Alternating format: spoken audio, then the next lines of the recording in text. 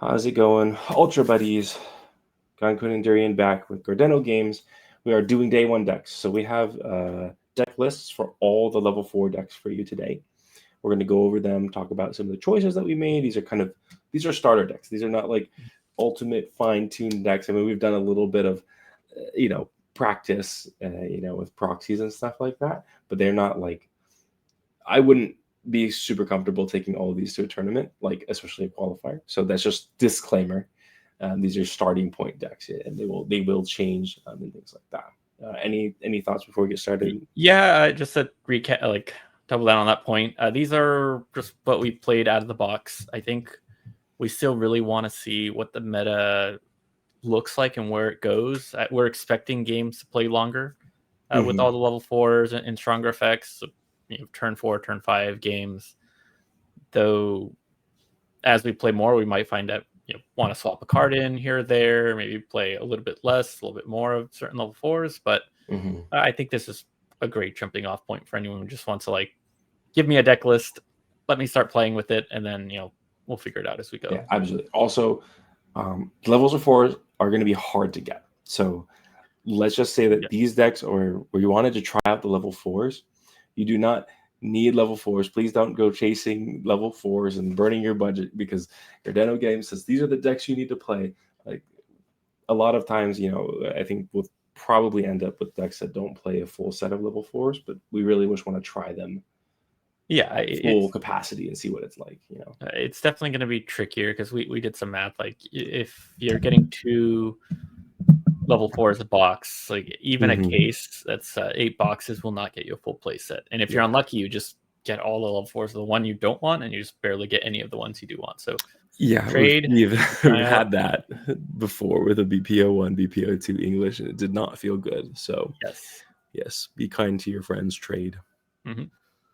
Okay, let's just jump into it then. Obviously, you guys have seen the first deck is Jeed. It's a pretty straightforward deck. I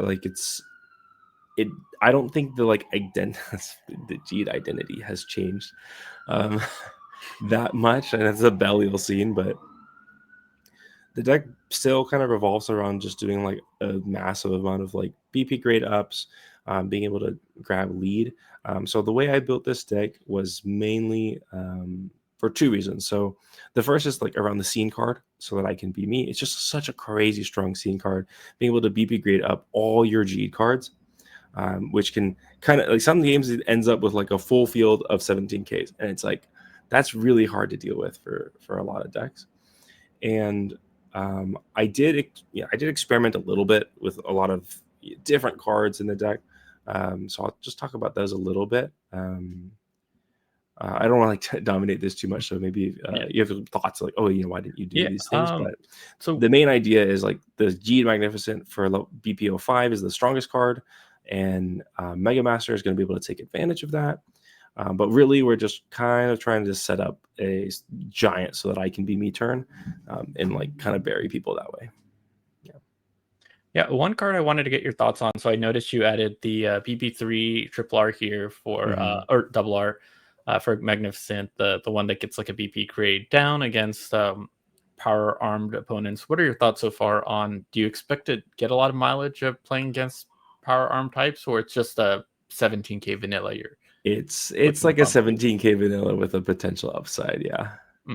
Yeah, I think what I noticed when I tried a lot of different funky stuff, just like a few quick games with each of them, and what I felt like is the BP05 Geed Magnificent and the starter deck Geed, those feel like the strongest cards in the deck. And so if we're gonna go like a basics power split, then we just need like enough power cards, and I could play a vanilla here, which would be okay, but sometimes you're going to be able to have this activate be played off of Royal Mega Master, and so like that's like kind of worth it sometimes. Yeah, that's true. Oh, and it looks so good. It looks so good. It has that too. I'm a little biased. That's like one of my favorite arts. Yeah. And I never thought about it yet. Royal Mega Master could use that at no cost, so very handy. Well, you still have to discard for it. The weird interaction with these things is like you still have to pay the cost for it. But you do. Yeah, Sorry, you do the cost, you ignore the double, single, triple yeah. requirements. It So you makes no could play sense. as a single and still activate the effect, which is kind of Yeah. nice sometimes. But the weird thing to note about these guys is that it's Mega Master activates the effect of another card. Yeah. So it's not affecting the Mega Master's lane; it's affecting the lane of the card that you activate. Yeah. Which like you don't see that come into play with like the new Magnificent because it's just a BP grade up anywhere. And then I think two cards I want to talk about are the BP01 Geed Claw, I think it was. Yeah. Which is a plus 1000. That card feels great when you play it off Mega Master because you can play as a 14,000 and you get a plus 1000 bump somewhere. The problem with that card for me right now is there's no level 1 armed Geeds. There's no level 2 armed Geeds, which means your only other armed types are the Kaiju Killer and that that one.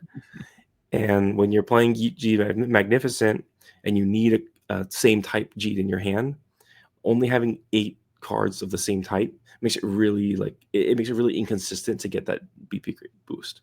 So I didn't really like it for that reason. I mean, it makes sense. If that's towards the end of the game, you only have 1 or 2 cards in hand, and it is Geed Claw, and you want to bump your basic or power types, and all you have are arm types, it's kind of unfortunate too. Yeah, it can be a little awkward in that sense. And then the other card I think that we got to talk about is the new scene, because I was definitely hyping this card up when in the second release. I was like, oh my gosh, you play it, you draw to replace it, and then you draw a card. It's like so much card advantage. It's going to fix being a mono deck. It turns out that just doing enough BP grade ups kind of fixes the card advantage issue of a mono deck. And that card ends up being a little awkward because you're trying to take lead so that you can play that scene. And then you also have to activate effects, which if you're talking about like the different activates, there's BP05 Magnificent, there's Geed Claw from BP01. Both of these cards need to be triples. So sometimes you just, I don't know, whatever reasons, you have to build a different triple and you don't have it activate at all, and you just don't get value out of the scene. And then you can do some other like funky, there are other activates that don't feel like great to play. And the other part that I didn't personally like was that I had to play the scene and then activate an effect, and then I could draw the card. So it felt like the timing that I was getting the cards just didn't feel great. Makes sense. So that it's kind of weird, but this is like what I ended up liking the most.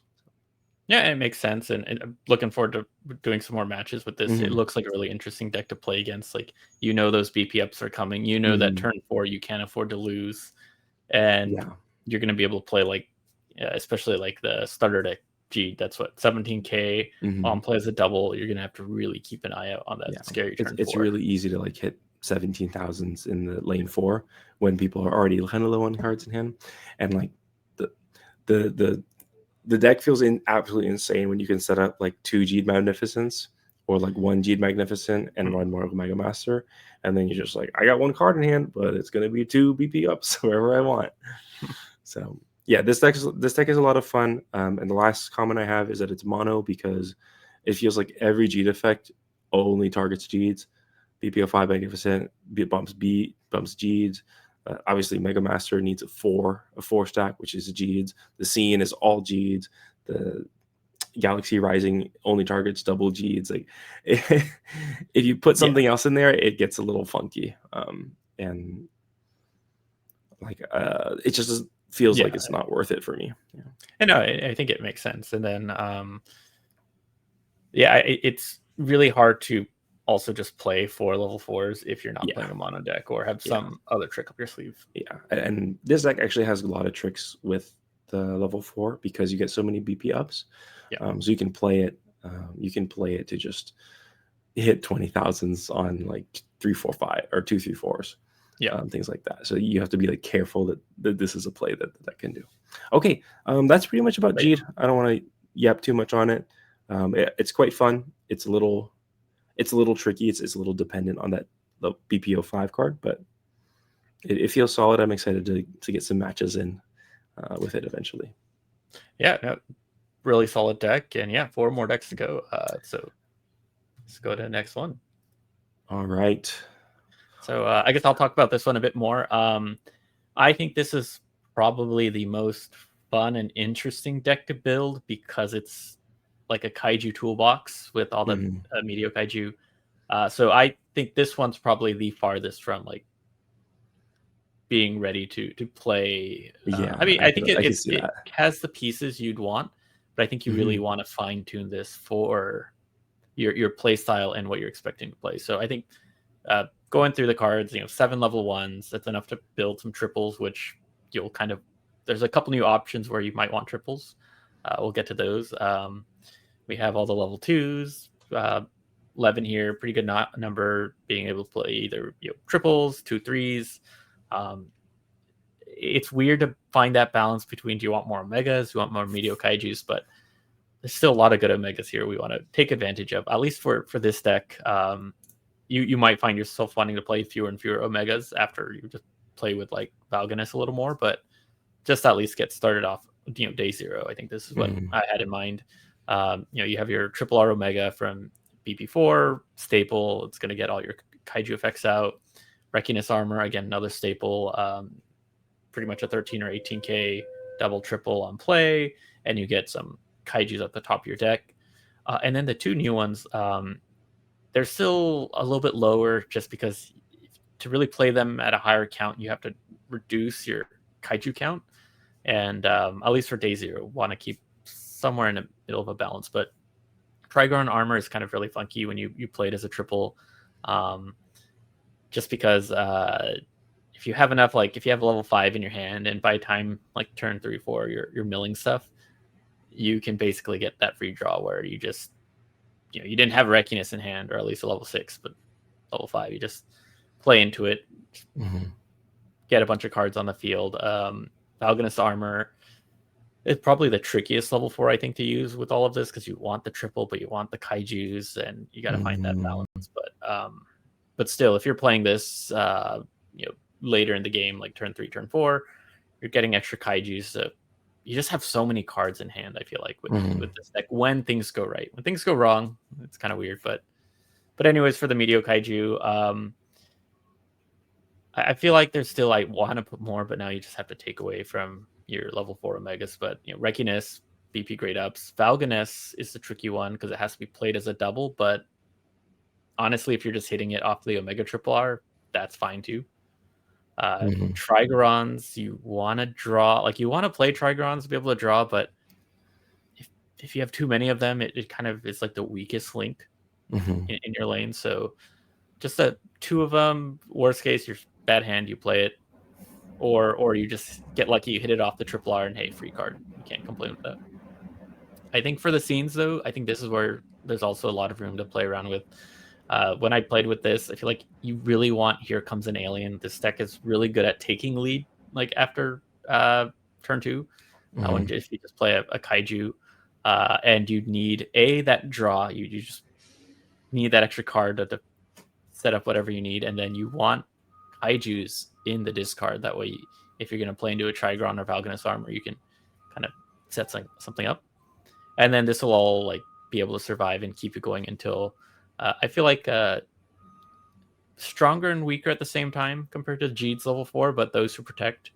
I feel like I end up having like 2 or 3 doubles by the time I play this, but that's if you get minus 2,000 to all characters with these pretty beefy 13k kaiju doubles, that and just 1 BP grade up or down somewhere, that'll get you the game.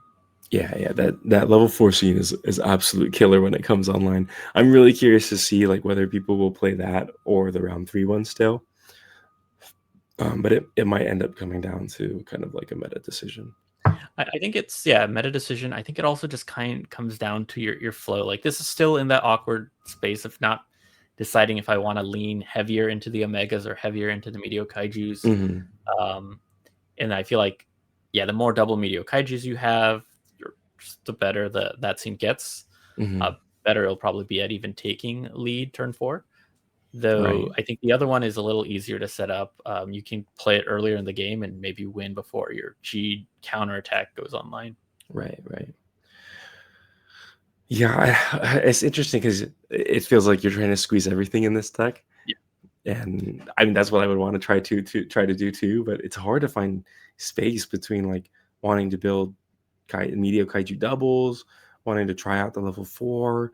And, like there's 4 different. I mean, the one omega that you didn't include is the one that gives plus 3000 to a kaiju type, which Yeah. is like not so shabby if you're playing like a Reckiness and a Valginus in the new lane and you level that one up and it's like a 19,000. That's going to get you your lead for your round 4 scene. It's like how do I fit everything I want There's to a lot. play? I think with this deck, if I was recommending anyone to start from here, I would keep that in mind. You have a little bit of everything, and then just see what you like. Like if you really Mhm. like playing your level 4 and having like a strong 20k lane that you win the rest of the game, drop maybe 1 or 2 scenes or 1 or 2 kaijus and put another level 4 in, put in another level 1, or vice versa. You're like, yeah, I don't really feel like I get anything fulfilling when I play level 4. Mhm. Take reduce that by a card or 2, and then throw in like another Falconess. One thing I wish I had, that there's just no space for, are the non-rare kaiju level 6s. There's a Reckiness that's Oh, yeah, yeah, 16k yeah. double. There's a Valganus that's a 16k double. Trigron also has the same thing. So you could really lean into the Meteor Kaijus with this set. So I feel like I need 2 versions of this Omega Yeah. version, Kaiju version, but Yeah, for yeah, now, yeah. this is the balance. It's funny. It almost feels like you could squeeze in like a deck Omega and a B deck Omega almost. Honestly, yeah, there's some funny shenanigans you could do with that. It just play a bunch of Omega. I don't know. I actually I take that back because the set 4 Omega is like you gotta have that in both. If you're playing Omega, that's like I still feel like that's the strongest card. So Oh, yeah, you you're can't gonna really split want that draws between 2 anything. decks. Yeah, Yeah, realistically, you're gonna want the draw cards. You're gonna want yeah, as that many too. triple Yeah, R's, but it feels like it's kind of there where you just have so yeah, many Omegas to play with. yeah. Cool. I'm excited to see this one in action, and I'm actually really excited to try this one out too. Like you said, it's the definitely the trickiest deck building puzzle, so to speak. Mhm. Um, and it feels like a really big like at least the way that I want to try to approach it is like more like with a focus on media kaiju and being able to toolbox them a little bit and Mhm. kind of okay, I've got this situation and I'm gonna I got all these media kaiju my discard. How am I gonna use them to get out of whatever situation I'm in? So I mean, there's so many ways. There's a version of this where you just play no level 5 Valganuses and you just pray you get them off of the yeah, Omega triple rare and yeah, save yeah, space for just more Reckinesses. Like there's just I think this is a deck that anyone can play and fine tune to their own liking. So yeah, yeah. just There's a there's lot of a options lot to here. do. Mhm. But yeah, Cool. Shall we move so on? yeah, next deck we have Zero. Take it away. Zero. Okay, so zero. I've been working on zero. Zero is weird. I'll just say that right now. It's a deck that sometimes comes together, sometimes doesn't come together. And the new triple rare that gives it's like plus 2000 to a power and minus 2000 to an opponent of a speed. That card is absolutely insane. Especially if you have the new zero scene, which basically lets you do that effect wherever you want on the field. Um, and because it's all zero, you get to use the quad rare pretty well. Um, and because you also have like tendency to lean towards like doubles, playing 2 3s, that also gives you the room to like use the zero quad rare as actual effective BP grade boost. So I think that's the star of the show is getting that the new zero online. It's just so crazy powerful. And to do that, you have kind of two things. Is one, your best turns are when you play the scene, and then you follow up with that. So my first goal was max out on the scene, and then think, okay, well, we need plays to get the lead, so we can play the scene, so we can have access to our strongest play. So that's why we're playing the zero sluggers, and along. The ultimate zero from BPO2 is just a really strong card. It doesn't matter that like you don't have much armed types in here to like really benefit from them. I mean you've got some, but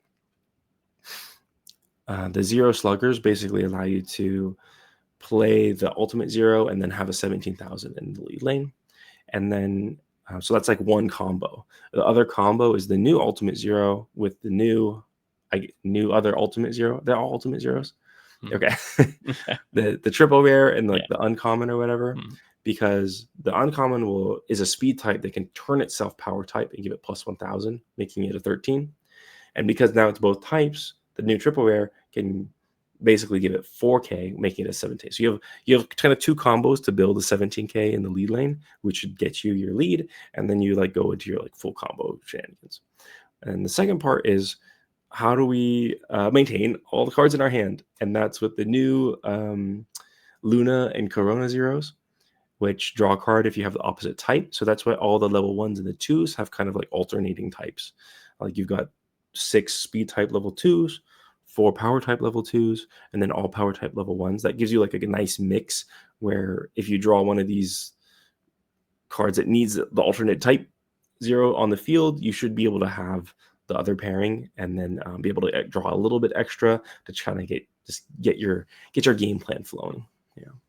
Yeah. This deck I think is like, I would call it the God hand deck. Like if you get like an insane hand, it's super hard to deal with. I mean, Zero already had that in like BP3. I remember like with the right Ultimate Zero play, you have like 18k, 17k, 18k, or like crazy games like that. And with this, I see it even crazier with all the new on play effects. It's really going to be about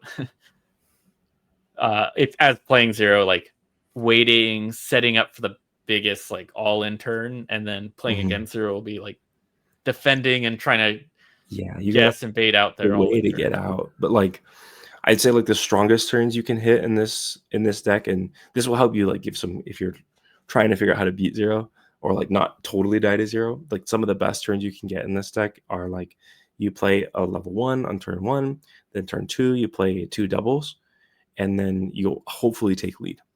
So this is the turn where you may not want to give them lead, so you may want to fight for that a little bit. So if you let them have lead, they go into turn 3, they've got 2 1/2s, they can play Scene, so those guys are both powers, and they can play 2 of the new triple rares and the new Ultimate Zero.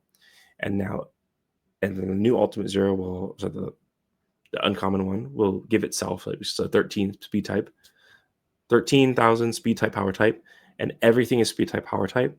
And so then you've got 8k that you can spread amongst your like 17, 17, 13. It's like how do you get out of that? It's really hard. I mean you can, but it's quite difficult. If you just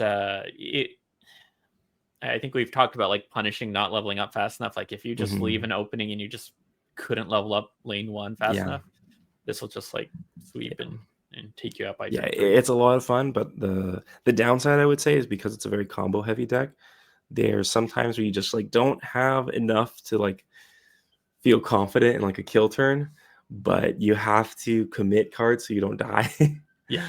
And then that's kind of when you get bled a little bit dry, and that's when the deck feels weak. Or like when you just don't draw the combo pieces, then you're like, this kind of sucks. So, and I think we'll have to see how this matches up, because like if you're playing against things like Omega, who if they hit there, you kind of have to take some chances. Like if they play a Reckiness, get a BP grade up, and they play the Triple R and then hit a Valganus after that effect, they might be able to just cancel out enough to survive, and then it's rough like going all in and missing.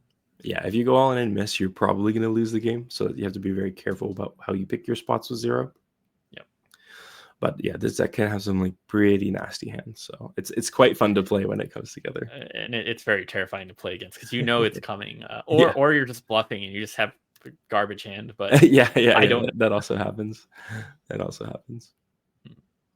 All right, I think that's pretty much it with Zero. I will say that I had some people. Well, I had some questions about Zero, but the main question was like level 1s is, if my strongest play is all like 2 triples and then a double, why don't I play more level 1s? And the reason for that is because when I tried that version out a few times. I had a few times where it's like in the late game, I'm playing like a 1-2 that doesn't really do anything, or get my hand like filled with too many ones. And it's not a deck that like plays a lot of ways to discard cards or put things back. So when you draw one, it's just a one, and it feels not great. Yeah. And that also kind of opens you up where like if you play a lot of triples, it's great, but it also kind of turns off your Shining Zero because they're already max BP. So you're like, wow, that doesn't feel that great to play. So this I felt like was a good combination. That's like you kind of get to use everything. Anyway, I think this is. I mean, we did a lot of talking here. I think after we do Yeah. more of our deck matches and we get a little bit I have to later fine-tune into it a the little set, bit more. I really want to see what the fine-tuned version of this Yeah. looks like. Like, I mean, we were talking about the Ultimate Zero uncommon, like giving that plus 1,000, and if we find ourselves like going head to head and just 20k, 20k, 20k, 20k, just like tying a lot, that one being That able to like 1,000 matters. give Yeah. that 1,000, yeah. Yeah. All right, So, let's yeah. move on. Mhm. All right, so back to me. So this is a deck I've been playing around with, and if anyone's kind of watched the channel, I've been a big fan of Tiga Blazar since set 2. But now I feel like it has the pieces to go really crazy, especially with this introduction of level 4s. So pretty much we have 8 level 1 Tigas, your draws.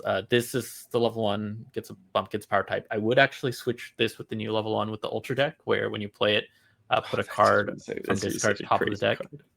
That's going to make this even crazier. But I feel like even without that, this is already good. We finally got what we always wanted, a level 2 Tiga with effects. Being able to recycle 2 fixes a ton of consistency issues Tiga might otherwise have. Scene searches, 12k is always solid, though I might always consider swapping this with some of the new ones that give basic types 1,000. Like we just were saying, if we're tying a lot with 20ks, 17ks, or 18ks, always being able to give bonus is helpful. You know, you got your standard Tiga triple Rs. 18k, you can swap to any lane. You will almost always be able to take lead after turn 3. The new power type being able to BP down another card, BP grade up itself is really crazy. Like you could play this as a 2/3 turn 3 and also bump yourself up to 17k. That should also give you lead against most decks. Now some decks like Zero might be able to also do like a crazy play and then bump itself up to 17k, but if you already had lead and you're at 17k again, you're not going to lose it. This is another one. This is probably the one that be most flexible. 13k solid number, minus 1,000 could be very important. Tiga, like this one, getting the Tigas out there where you can just play this as a quad, get another card back, set up another one of these guys, which is always crazy. 20k is insane. But where I think this deck gets nuts is the Blazar. So here, this is just enough Blazar to feel like you can get a Blazar, hit Scarred, get a couple extra draws, get some extra scenes and cards in your discard without like overcommitting to it. So I have 3/4/3. I've played around with like going a little top heavy or bottom heavy. I think there's a lot you could even do that. Like maybe go 2 level 1s and you just play really strong level 3s, or you just go a little bit lighter and play more 1/2s. Blazar's lane is not designed to win you the game. It's designed to let you play Scarred and give you a target for BP down off of this to keep your Tigas popped out. So Scarred, anyone not familiar, Scarred does work on level 4s. I saw some people didn't realize that. So it's not level 3s, it is any level up. So you can have a Tiga triple, which you're most certainly going to have by turn 3.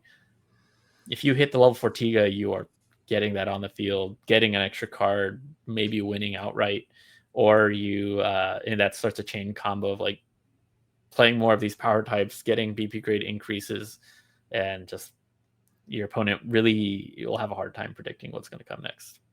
And then I think these scenes are helpful. Again, maybe you could always shuffle around some ratios, but this is I think a really crazy deck to play, but really satisfying when you just have all the pieces fit.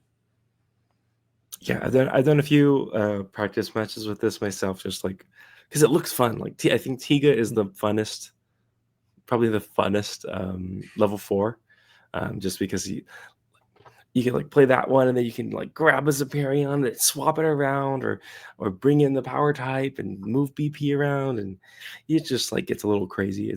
It's a lot of fun, and I'm excited to see like how this deck ends up doing, like as we test more, because Yeah. there's a lot of, I think, variations you can do with the Tiga Blazar, and I think there's also a lot of other partners for Tiga Yes. Yeah. that we haven't thought about much, but like Blazar at least feels like it's the go-to choice for me right now because Scarred is like such a strong effect and it can power out your level 4s. Like, come on. Come on. I think if you want to play in a level 4, Scarred is probably the best option, though. I think having this level 2 now for recycling opens the door again for like things like Tiga Nexus. Tiga, I want to say Tiga Mebius, but it's a little tricky to say because of those Yeah. missing cards. But definitely like Tiga Nexus, Tiga Z, like being able to recycle, then you don't feel like you get stuck with Tiga, so you Mhm. have the best of both worlds. You can still reliably get into your triple R for swapping, but now you can fix your bad hands if you start to pair it with stuff like Nexus. Yep, absolutely. I think you briefly mentioned like the idea of like there's still a lot to play with, and I feel like there's a lot to do here with Mhm. Blazar level 3s and Tiga level 3s. Like these are the ones that, if you notice, I was running these guys because we're coming out of set 4 where everyone was a basic type, so this kind of stands out like, oh, BB grade up against basic, but it's still 13k double. If you play this turn 2, turn 3, this is also like not as strong as 18k, but still a pretty solid way to get lead. So there's that. I think there's still like all these other options. Like I'm avoiding the triple R because I'm not expecting to play Blazar triples, but you could always go to a bottom heavy one and try and catch one of these. This is always an interesting one, being able to put the level 4 or whatever into the top of the deck to then guarantee you hit something off Scarred. I think this one, the more and more I play this set, I feel like Exiles are actually feeling more useful again, or not again, but actually feeling solid. Like if you're playing against Omega, being able to take out their Rekinesses from the discard, really solid. Playing against other Tigas, getting rid of their power types or whatever. Yeah, if they only have one power type and they really need that to set off a level 4 and you just yoink it, that's rough. So I think this is definitely might be my top contender, but this just goes into the meta. Same thing with Tigas. Like I'm playing this one because the minus 1000 always seems useful, 13k. But if we're going against all these zeros and G's with power types, maybe being able to just play this and bump it to 16 solid. Maybe this one, just being able to put the cards you want and discard, or even just always a respectable 14k double is never a bad option. Yeah, I think the two ones that kind of interest me the most are the Blazar that lets you put a card on top of your deck, just because it like sets up the Scarred a little bit. Sometimes you kind of like you said, you're not really expecting the Blazar lane to win you anything. So if you played like level 2 Blazar early just to get a scene search, and then you can kind of convert that into a guaranteed Scarred. I'm always a fan of those kind of things. Oh yeah. And then I think the Tiga power type that lets you add a scene from discard and then, or I don't know if it's add a scene and then discard. I think so. You can take one scene from your discard area and put it into your hand, and then put one, discard one from your hand. I think that card's like a little sneaky good in ways that you might not consider, just because I know like you've mentioned before that you run into some spots where you just don't have the card in your discard. But if it's in your hand, then you could set up a play where you play both this power type on the screen and the glitter Tiga, and then you just discard the one you want first and then swap it out immediately. Yeah. So that's definitely like having that option is kind of nice. It doesn't always come up, but it's definitely something to think about. I think it'll really come down to the meta because between 12k, 13k, sometimes you need a 13k to win, or this 1000 could be a game winner. So I mean, I left these up here for anyone really exploring this deck. I think you should definitely try out all these combinations and see what happens in those, like which one comes in handy. Because if you're not playing against like Omegas and Tigas and Z's and such, this Exile might never. Yeah, it might never matter. Yeah, but if you're playing, I was gonna say, I've been messing with Jeed and Decker. They don't care about my discard at all. Exactly. Yeah. Yeah. So something to consider. But yeah, this is Tiga Blazar. Let's move on to the last deck. And so I feel bad because I haven't been explaining all the cards. But we'll do it for this one. Okay, so level 1s, you've got, I mean, let's talk about the deck. The deck is all about level 4 Decker. Like that's, if all the decks that I've looked at, they max out on level 4 because we want to play level 4s. So level 4 Decker, so what it does is when you play it as a quad, you get to look at the top 3 cards of your deck and then level up one of your level 3 or low deckers, basically like or you pick a level 3 or lower decker from there and then level it up. So it can like build you triples out of nowhere. It's a very strong effect, but like looking at the top 3 is pretty risky. Like we miss cards sometimes, right? How can you be playing this consistently? Well, the first way is by not playing any other Ultra Heroes. So that's kind of like step 1, except for like these 3 triggers. So the 3 triggers are there because of our old BP01 triple rare, which is an 18k and has an effect that when you have another triple, then you can give all your single cards a BP grade increase as long as they're deckers or triggers. So this trigger is actually just like a 1 card 14,000, which is pretty dirty.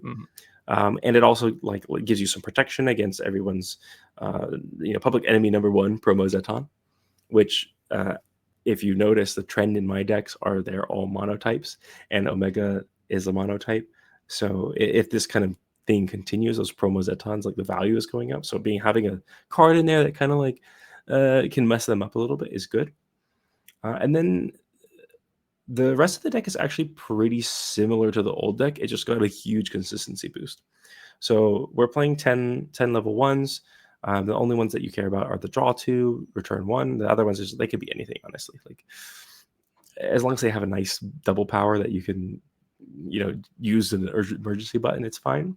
And then for our level 2s, we're playing 2 of this lane swap. So what it'll do is it can swap left or right if you play it as a double.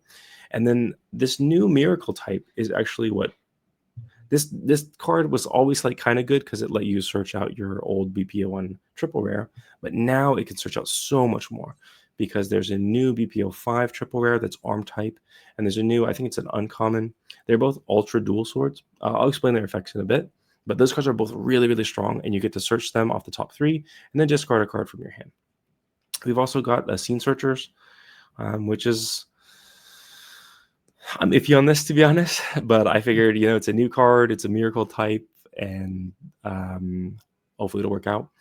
And then just another 12,000 basic type decker, because when you have your BP01 online, it's going to get boosted to 12,000. It's always nice to have a 12,000 for 1 card. And then, so now the 2 new stars of the show is, we'll start with the triple rare. That is an arm type. It's a 16,000 powers of triple, but the effect is incredible. As a double or triple, you can choose one of your triple ultra heroes, and it gets plus 1,000 for every one of your flash type, miracle type, dynamic type. I'm missing one. Power type. Power. Yeah. The strong type. Strong type. Okay. Yeah. Which means like it's almost like a Balton-like effect. There's like the longer the game goes, the stronger this card gives boosts. Which means, I don't know. It's just a really, really strong card, and it helps cover you. You can eventually boost it to beat level 4s, and it's really strong defense when combined with the 18k of the triple rare from BP01, which is already 18, and you can bump it up to like 19, 20 pretty easily. So this card's really good, and you can get it off the level 2 miracle type. So it's basically just giving you more level 3 targets that you really like seeing. And that was like one of the issues with the deck was before is that you have one good level 3 in the BP01, and everything else just kind of sucked. So now you have 2 good options, which means you're dead in the water less times. And then the next card that is in here that is just absolutely crazy is the uncommon ultra dual sword. I think it's uncommon. I'm just going to assume they're uncommon. Yeah, it's uncommon. This card only has an effect as a single, which is kind of like, I don't want to play cards as a single. But you have to remember BP01 triple rare can boost it to effectively a double. So then it'll be 12,000. 12,000 on 1 card, not too bad. But its effect is crazy. It lets you take one of those decker types. I know Dyna has those types too. Don't come at me. But it takes you one of those like types. So that's a strong miracle flash dynamic. Yep. And it's ironic. I think it says left or right. You can only have it like one way because you're just playing it as a single, but you get to swap positions.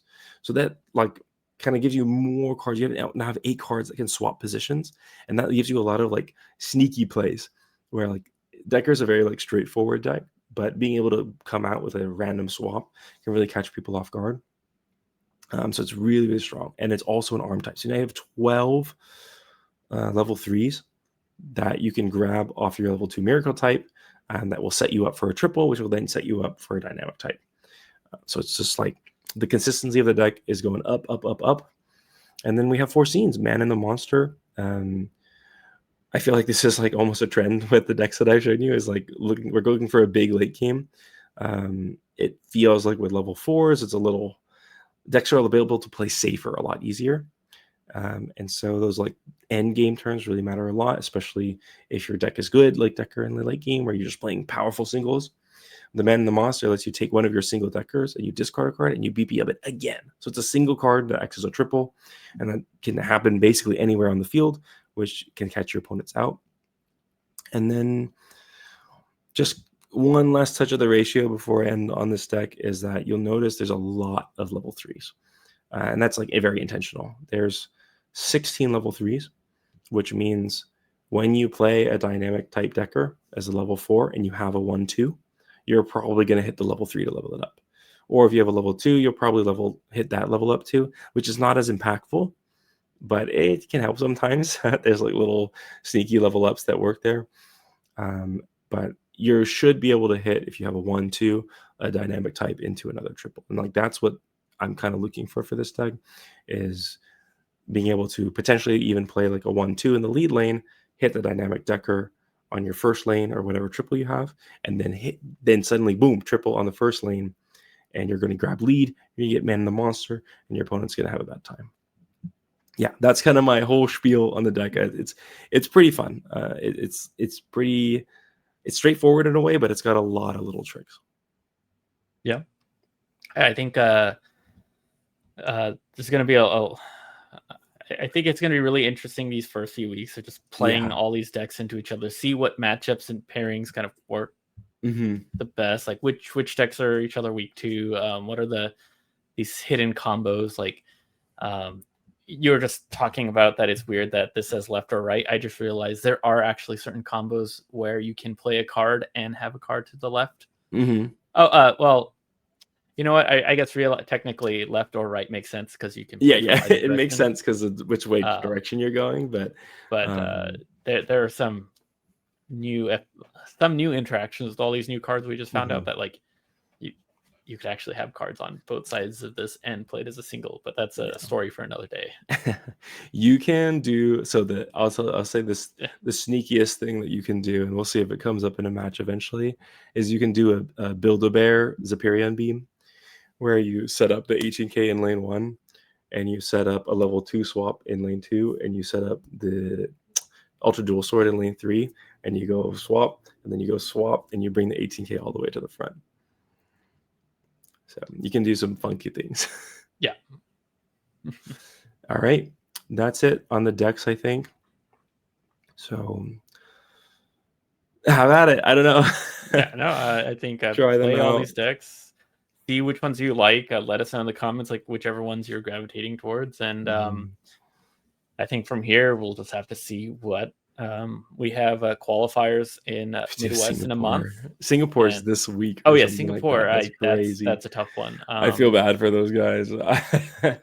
Hey, if you need a deck to play, try out one of these and fine tune it just a little bit, or it might be just enough if everyone is also in that state. That maybe that's enough to.